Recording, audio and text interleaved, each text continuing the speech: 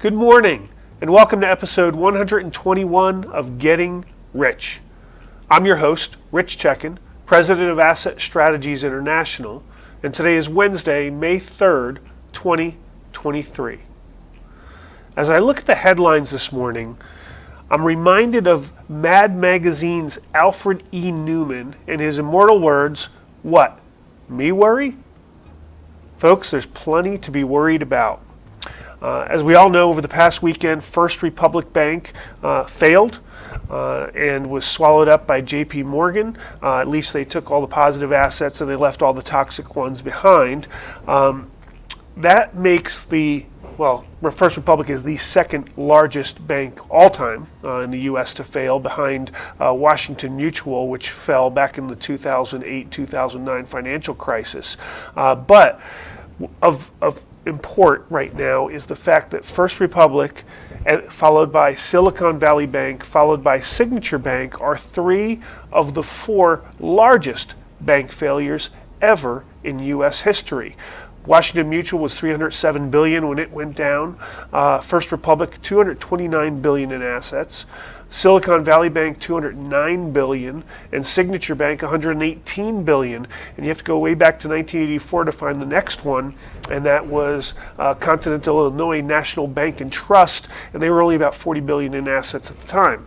So major banks are falling, and that is leading to concern with investors, and it's roiling the markets. We saw yesterday another 2.5% drop in bank shares, and the markets in general are trending down. Now, part of that is because of the unrest due to the bank failures, but part of it is because of the dis-ease or lack of comfort with where the Fed is going next. A lot of people feel that today, in the Federal Open Market Committee Decision Day meeting, that Chairman Powell and his team will go ahead and raise interest rates another 25 basis points, and many feel that's it. They're done.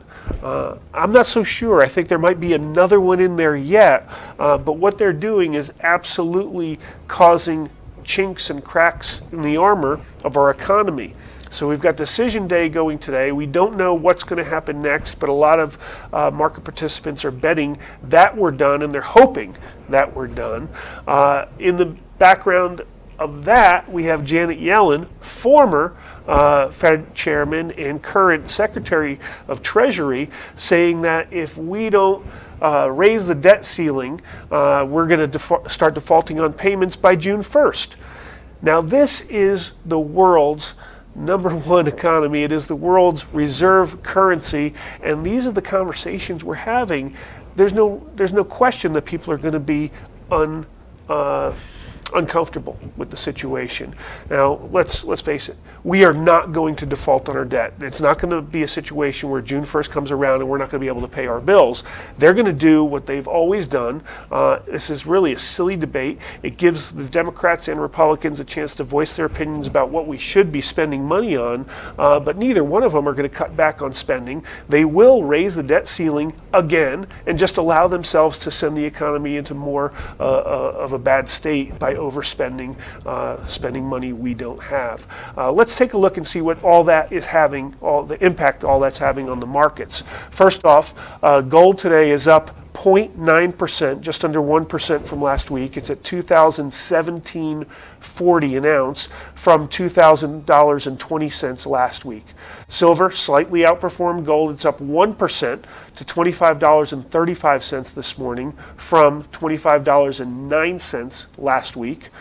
Platinum is down 3.2% to $1,080 an ounce from $1,116 an ounce last week. Palladium, your big loser this week, down 5.8% to $1,517 an ounce from $1,611 an ounce last week.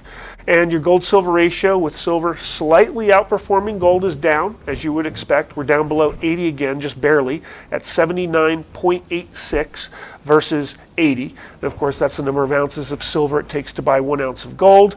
And your dollar, against all that background, backdrop is up actually a little bit this week. It's at 101.6 versus 101.3, but make no mistake, that is not a strong dollar, and it is not trending toward strength. So what? Me worry? Yes, we're worried. And as a result, investors are flying to safe havens. There's a flight to safety going on, and that includes gold, silver, and Bitcoin. Let's face it, we're looking for alternatives to traditional banking and brokerage right now, and we're finding it in tried and true gold and silver, and the new kid on the block, if you will, Bitcoin. That's all I've got for today. We'll see you next week after the decision is out today, and we'll see the impacts of 1 week of that decision. In the meantime, I want you to go ahead and follow us on YouTube and like us and send us your comments and questions. Follow our social media. Follow our alerts and our newsletter. Our monthly newsletter for May, Information Line, is coming out tomorrow, Thursday. So if you're not signed up, make sure you get there. And please don't ever forget that getting rich starts with keeping what's yours.